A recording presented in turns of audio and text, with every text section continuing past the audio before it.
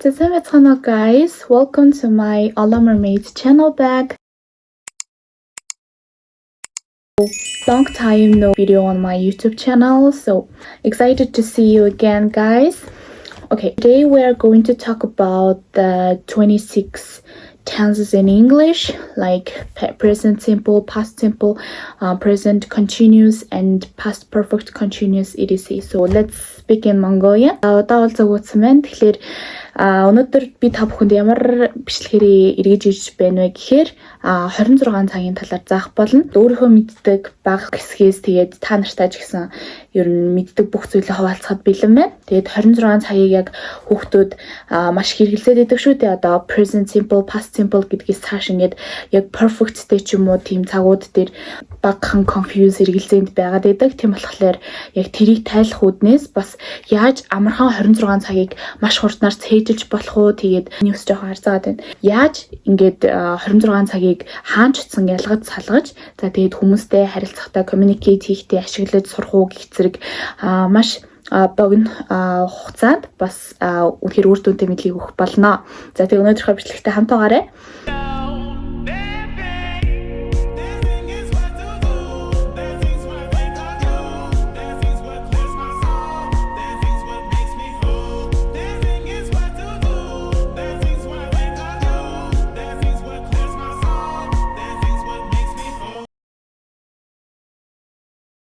Хамгийн ихэнд бол past simple буюу за энгийн өнгөрсөн цаг байгаа. Энэ болохоор I, we, you, they болон he, she дээр зөвхөн verb, ed болон past participle pp2 гэсэн хувилбараар хувирдаг байгаа. Үйл үг нь хувирдаг гэсэн үг. За жишээ нь нэг жишээ авах юм бол I went to school yesterday go гэдэг үг маань хоёрдугаар биеэр хувирсан байгаа. За энэ болохоор ed-гээр regular дүрмээр хувирахгүй, irregular буюу дүрмийн бос дүгээр хувирдаг. За тэгэхээр go гэдэг маань went болсон. За past participle to гэхээр одоо яг perfect tense дээр илүү гарна. За энэ маань жишээ нь одоо gone болох ч юм уу эсвэл өөрөөр үгнүүд бол байгаа. За тэгэхээр past simple бол амархан мэдээж I, we, you дээр verb ed залгаад тэгээд ер нь бол 2 дугаар хэвлэлээр хувирна гэсэн үг. За тэгэхээр I went to school yesterday гэж хэлж болох нэ. Эрэг утгаараа бол I went to school yesterday гэн үнийг үүсгдэг I didn't буюу he didn't, she didn't ингээ хувирна гэсэн үг. Тэгвэл I didn't go to school yesterday гэж past simple дээр хувирах нэ. За дараагийнх нь болохоор present simple буюу дагдаг буюу би тэгдэг, ингэдэг гэсэн өдөр тутмын хэл ярианда бид нэр ашиглаж болно. За тэгэхээр I go to gym every weekend гэдэг ч юм уу те. За би амралтын өдөр болгон gym руу явдгаа гэсэн үгээр хувирч болно гэсэн үг. За үнийг negative буюу үүсгэх хэлбэрээр хувирах бол мэдээж I don't go to gym every weekend гэж хэлж болох нэ. Тэгэхээр мэдээж I, we, you дээр don't-ийг авна. За тэгээд мөн he, she дээр doesn't-ийг авах байгаа. Тэгэхээр he doesn't go to gym every weekend гэдэг ч юм уу гэх мэтчлэнгээр хувирах нэ. Дараагийнх нь болохоор future simple байгаа. За future simple болохоор нааныгийн дөрвөн зэрэг гэж явна. За энэ маань би тэгнэ, ингэнэ гэсэн байдлаар. За одоо жишээ нь I will do my homework гэвэл би мэдээж гэрийн даалгавраа хийнэ гэсэн утгаар орно. Мөн үнийг үгүйсэхдээ want гэж авах байгаа. За тэгэхээр I want do my homework гэд ингэж явна гэсэн үг. За ер нь бол ингээд айгуу товчхон байгаа талаар ингэж танилцуулахыг хичээн, тайлбарлахыг хичээн. Тийм болохоор газ ойлгоод одоо паузлаад ч юм уу ингээд бичиж тэмдэглэж аваад явбад илүү зөв шүү. Үүн дээр болохоор question байгаа ч тийм questioner буюу яаж auxiliary verb ингээд асуух вэ, хэлэх вэ гэхээр мэдээж past simple дээр эргээд очиод did you гэж аавна. Яа тэгэхээр auxiliary verb and did байгаа учраас did you go to school yesterday гэвэл yes I went to school or yes I did гэж одоо яаж болно гэсэн үг хариулж болно. За present simple дээр мөн адилхан auxiliary verb нь do байсан бол үүн дээр do you go to gym every weekend гэж хэлж болно. Эсвэл does he go to gym every weekend гэж бас хэлж болно. За мэдээж үүнд нь no he doesn't or yes he does or she does гэж хэлж болох нэ. Айгу богинохон товч байдлаар асуухын тулд мөн хариулахын тулд. За мөн future simple дээр auxiliary verb нь will байсан бол will-ийнхаа араас ямар ч verb хувирахгүй. За мөн present simple дээр he she дээр verb is авдаг штэ. Future simple бол үүний эсрэгээр бол verb ямар ч хувирлахгүй орно. Will-ийнхаа араас мэдээж verb энгийнээр орно. Нэгдүгээр бие хувирлаар. За тэгэхээр нэгдүгээр will-ийн хувилбараар. За тэгэхээр will гэдэг маань үгс хэлбэрээрээ want болох нэ. За энэ гурван цагийг бол бид нар бүгд мэднэ. За тэгэхээр дараагийнх нь болохоор past continuous буюу за was were verb ing гэсэн нөхцлөөр хувирах байгаа. За энэ болохоор I was verb ing, I was watching TV гэдэг ч юм уу те. За үүн дээр мэдээж холбогдохсондоо артлын object буюу тусагдсан possessive цагийн хувирал мөн хаана байсан, юу хийжсэн гэх зэргээр ингэж compound complex sentence гэж ангилдаг. За тэр бол яг grammarтай бол холбоотой. Гэхдээ энэхүү бичлэгэн дээр бол тэрийг тусгаж гарч ирэхгүй. Яагаад тэгэхээр энэ бичлэг маш удаан болох учраас. За тэгэхээр past continuous гэдэг нь I was watching TV when my mom arrived. 10 жилийн өмнөр маань ер нь бол энэ бүх эхний нэг 6 цагийг бол хөөрхөн мэдж байгаах гэж бодоод би бол ингээд маш хурднаар ингээд хурдуурд нь тайлбарлаад яваад байгаа. За тэгэхээр дараагийнх нь болохоор present continuous буюу за бэргээд ирлээ. За юун дээр хөвчлээ. Тэгэхээр past continuous болон present continuous, future continuous бүгд verb ing явна. Ямар нэгэн verb ed эсвэл өнгөрсөн цаг дээр хувирахгүй гэсэн үг шүү. За тэгэхээр I, we, you, they дээр болохоор мэдээж was, were, I дээр was, he, she болон I дээр was-ыг авна. Болон we, you, they дээр болохоор were-ыг авах нэ. За тэгээ шууд verb ing залгаад явчихна. Past continuous дээр I was wearing, I was watching, or he was watching, or we were doing our homework гэдэг юм уу. Ингээд хуурайд явчихна гэсэн үг. За дараагийнх нь present continuous буюу за past continuous бол тэгж байсан, ингэж байсан, үзэж байсан, харж байсан, хийж байсан, гэрийн даалгавар хийж байсан гэдэг их мэтчлэн. За present continuous болохоор яг одоо үргэлжилж байгаа. I am recording the video, I am publishing this video on my YouTube channel гэдэг ч юм уу. За тэгэхээр you are watching me гэдэг ч юм уу. Ер нь бол ингэж хэлнэ гэсэн үг. За энэ бол амархан дээ. За future continuous болохоор I will be watching, I will be working гэдэг ч юм уу. За энэ болохоор тэгж байх болно, ингэж байх болно гэж ирээдүйн цаг дээр болж байгаа зүйлийг яг тэр үедээ цагтаа болж байгаа зүйл хэлдэг шүү. За одоо болохоор хамгийн нарийн учир чанцантай одоо tense буюу хувирал цагуудыг ярих гэж байна. За энэ болохоор past perfect буюу perfect цагууд байгаа.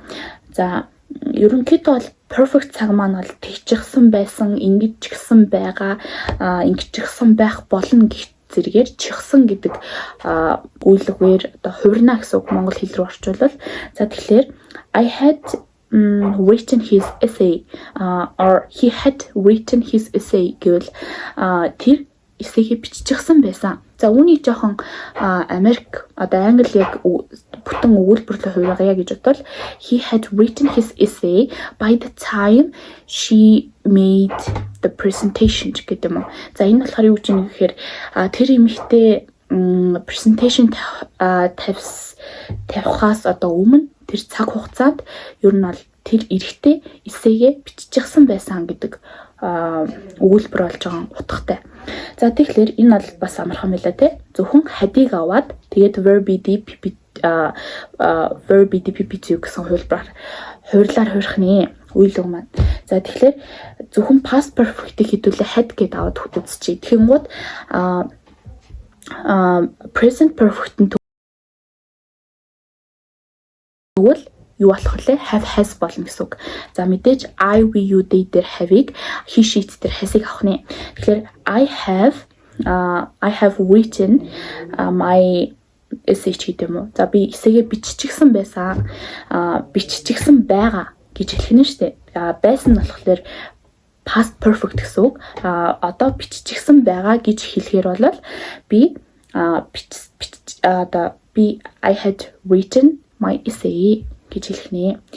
За эсвэл I have participated the marathon 2025 ч гэдэг юм уу. Ингээд дараагаар нь болохоор future perfect tense буюу ирээдүйд одоо авч үзэлээ. Тэнгууд тэгчихсэн байх болно гэсэн утгаар. За одоо жишээ нь I will have verb DPP2 буюу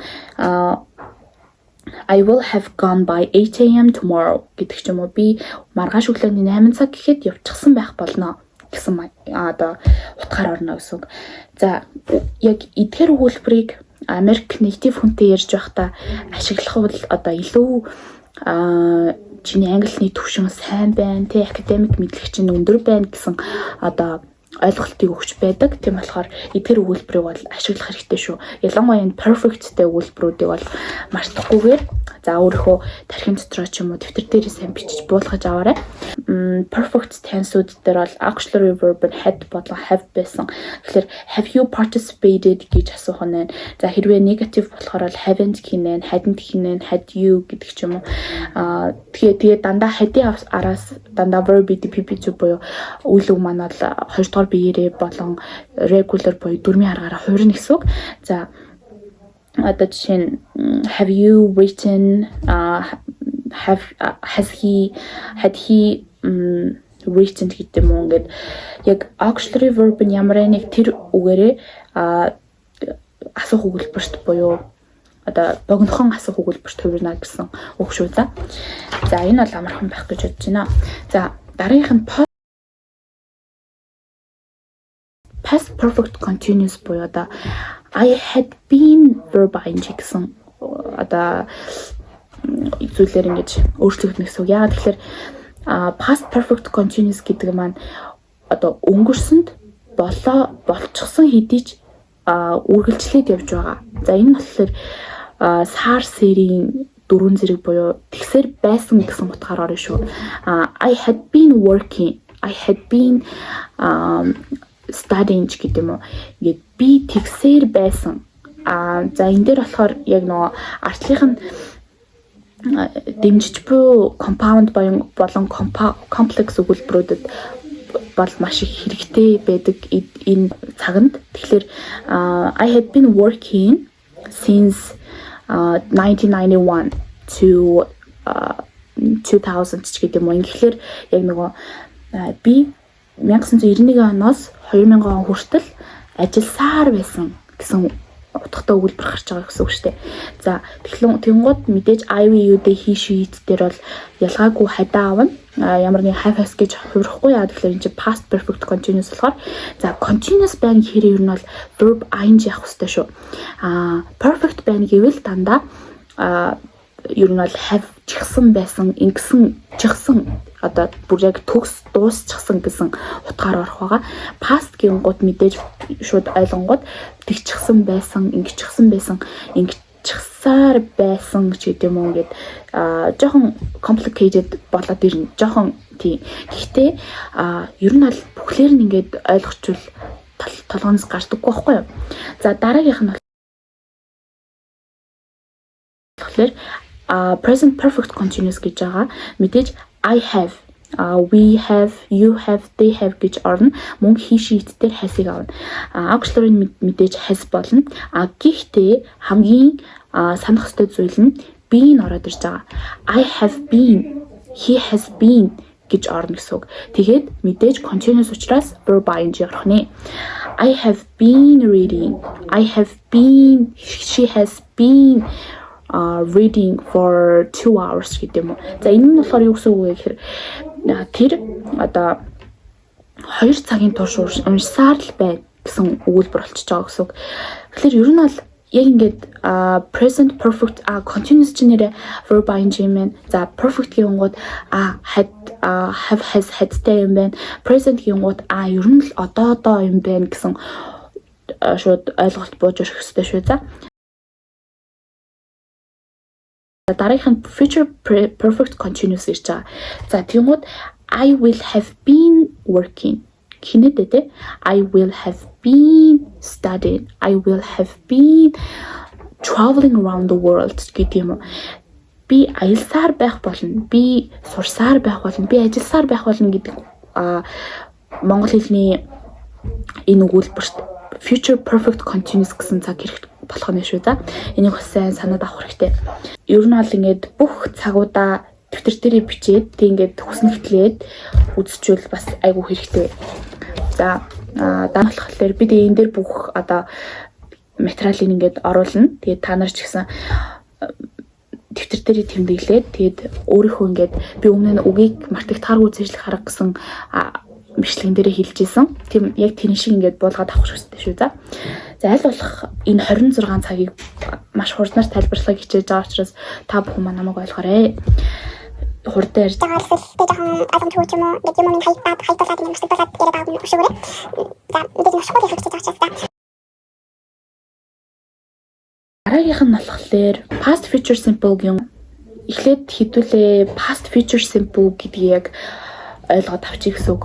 За энэ одоо past simple, present simple гэж юм байхад яагаад past future гэдэг ингэж ороод ирж байгаа тий.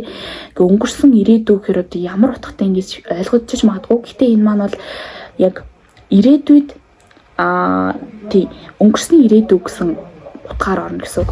Яах вэ гэхлээр ер нь бол тэгэх байсан гэсэн утгаар шүү. За одоо би унших байсан, би явах байсан, би оролцох байсан, би түүнийг үзэх байсан гэсэн утгаар хэрэглэгдэнэ гэсэн үг.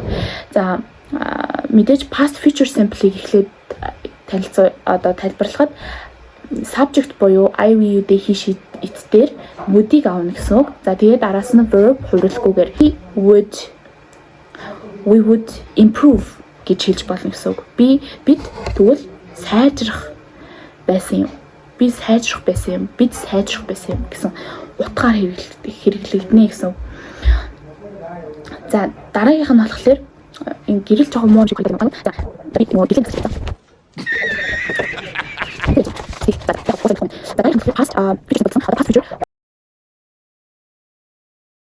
Past future continuous гэдэг нь болохоор бас адилхан гэтээ would be гэж авна шүү. За subject үйл үзэн буюу за тэгээд would be verb ing гэж авах хэрэгтэй. За тэгэхээр одоо I would be playing the volleyball, би тоглосоор байх би тэгчихсээр байх байсан юм гэдэг ч юм ингээд өөр одоо утга нь ингээд солигдоод шилжээд хувраад явна гэсэн үг шүү. За тэгээд ер нь бол ингээд бүгдийн дэвтэр дээрээ буулгаад эн чин нэрээ минь яг ингээд хэлж байгаа юм ингээд энэ юм байна гэдээ ингээд буулгах хэрэгтэй шүү. За тэгэхгүй бол ер нь цээжлэгдүүл бас ойлгохгүй нь бас past future perfect зүгээр perfect subject буюу үйл эзэн тэгээд would-ийг аваад дараагаар нь have-ийг аваад тэгээд дараагаар нь verb BDPP буюу have has-тэй тэгээд verb BDPP. Жишээ нь I would have participated, I would have acquired гэдэг ч юм уу. Би I would have acquired that toy гэдэг юм уу те. Би тэр одоо тоглоомыг хавчихсан байх байсан гэсэн одоо яг төгс дууссан цагийг хэлнэ гэсэн үг. Гэтэ дууссан цагаа одоо өнгөрсөнд буюу ирээдүйд бид нарт ингэ танилцуулаад байгаа байхгүй. Би тэгэх байсан юм гэд. Би ингэх байсан юм. За үүнийг бол яг past future perfect л гэдэг байгаа юм шүү дээ. За одоо яг ер нь бол ингээ гайгүй. Одоо хэдүүлээ яг ингээд past future-тэйгээ нийлээд ер нь 15 өгүүлбэр бол ингээд үзсэн гэсэн үг байхгүй юу? За тэгэнгუთ 16 өгүүлбэр. За нэг нь болохоор нөгөө юу гэсэн штэ past future continuous гэд past future perfect continuous болон past future perfect past future perfect continuous нь одоо яах вэ гэхээр subject дээр would болон past future л шууд would гэж орж толгойдоо суулгаарай за. Тэгээд дараагаар нь have been тэгээд verb ing буюу past future perfect continuous буюу энэ маань төгс одоо ирээдүйн өнгөрсний ирээдүйн төгс үргэлжилж буй цаг гэсэн утгаар I would have been playing the volleyball. Би волейбол тоглосоор байх байсан юм гэсэн утгаар орно гэсэн. За тэгээд энэ would гэсэн дээр бол яг condition буюу ifтэй өгүүлбэрүүд орж ирэх ёстой шүү. За гэтээ яг энэ 26 цагийг цээжлэхийн тулд ifтэй өгүүлбэр ер нь оруулж ирүүл жоохон толгойн нэрх чинь гэж би бодсон. За учир нь за гэтээ нэг багахан хэсгээс нэг чимэх өгүүлбэр авъя. За энэ нь болохоор I would have been playing volleyball if I get out of this team гэдэг юм уу? If I didn't get out of this team. За би хэрвээ энэ багаас гараагүй бол би волейболоо тоглосоор байх байсан юм гэсэн өгүүлбэр. За одоо дараа нь passive цаг ороод ирж байгаа. Ер нь бол 16 цаг маань past future-тэй нийлээд 16 болоод дандаа одоо идэвхтэй уйлог, идэвхтэй цаг гэж явдаг байхгүй юу? Тэгэхээр идэвхтэй цаг буюу active voice гэж ярина. Бүгдээрээ болохоор одоо passive voice-ийн талаар ярих байгаа. За үүн дээрээс харсанчлан passive voice маань одоо амьгүй биеэр үлдэгдэнэ гэсэн үг. За үлдэгдэн гэж ярина. Үлдэн биш үлдэгдэн. Тэгэхээр this plant is always watered by me every day гэдэг юм уу. Энэ яг юу гэсэн үг вэ гэхээр өдөр бүр энэ цэцэг надаар услагддаг гэсэн ерөнхий энгийн өгүүлбэр болчихж байгаа байхгүй юу? Positive өгүүлбэр гэсэн үг. Тэгэхээр past simple passive гэж байгаа, present simple passive гэж байгаа. За энэ бүгдийг ингээд наривчлан бас тайлбарлах юм бол за эхлээд past simple passive-ийг ярив.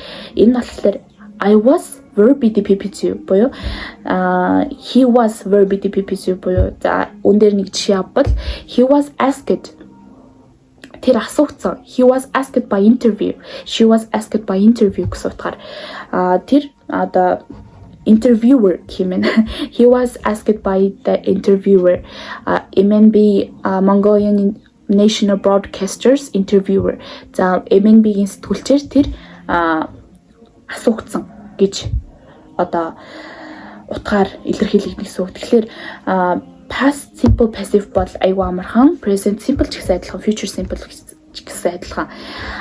Гол нь past future continuous passive гэж байдаггүй болон future perfect continuous passive гэж байдаггүй шүү. Энийг сайн цэжлээд аваарай.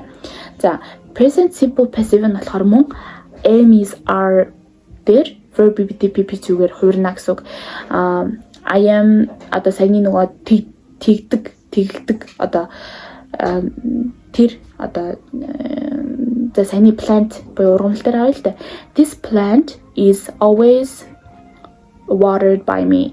Энэ ургамал үргэлж надаар услагддаг гэсэн ерөнхий давтагддаг үеийн утгаар орж болно гэсэн үг.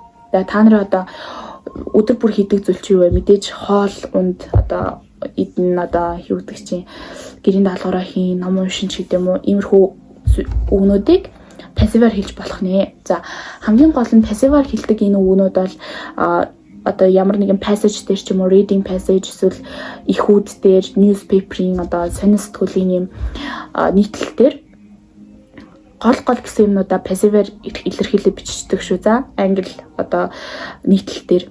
Тэгэхээр энийг бас сайн хараад байгаарай.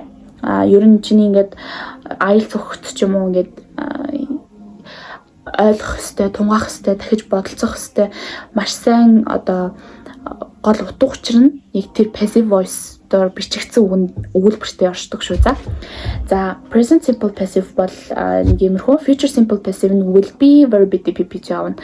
Subject буюу одоо үйл эзэн I, we, you, they, he, she дээр will be verb DPP. Энэ маань тэгэгдэж байх болно гэсэн утгаар шүү. За past future simple passive гэдэг нь болохоор нөгөө would-тэй өгүүлбэр чинь одоо passive руу ороод ирж байгаа. Тэгэхээр I would be verb DPP гэж болно гэсэн үг. За нэг жишээ бол одоо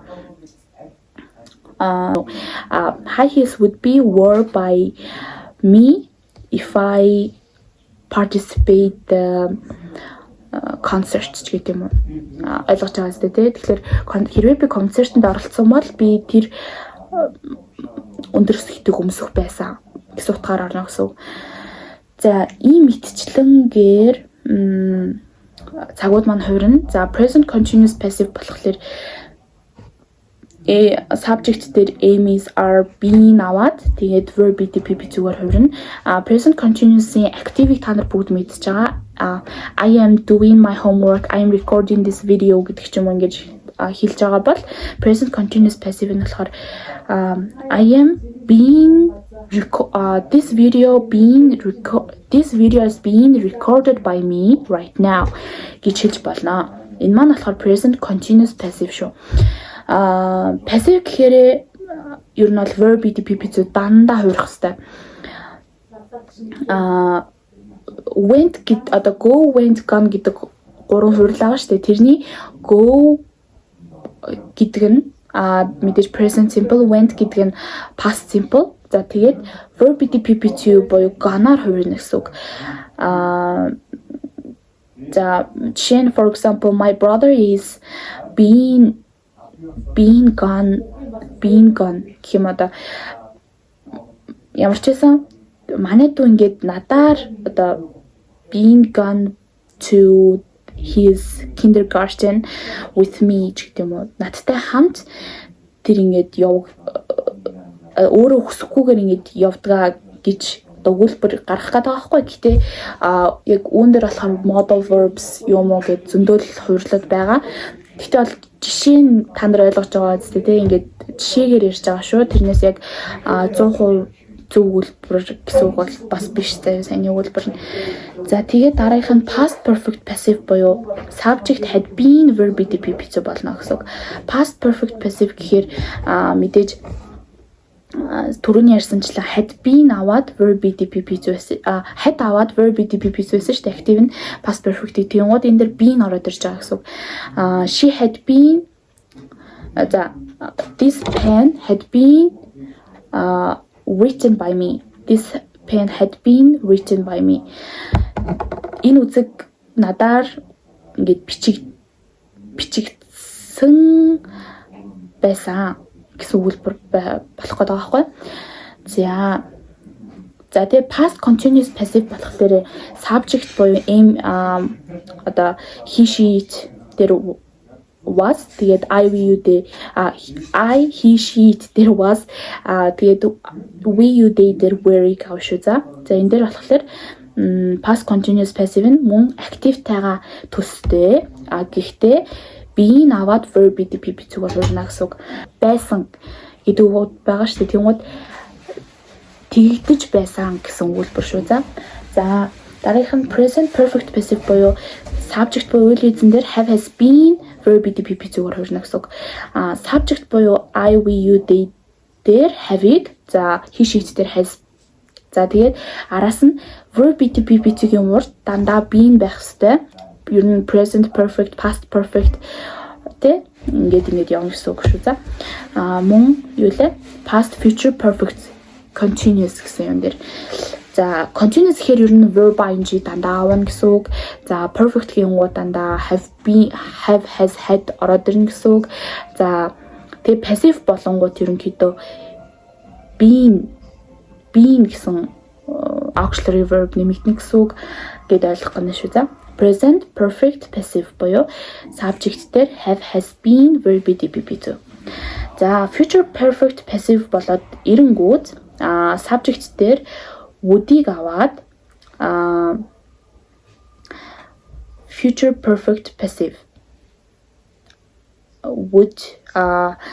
would have been, will be, did, be зүү.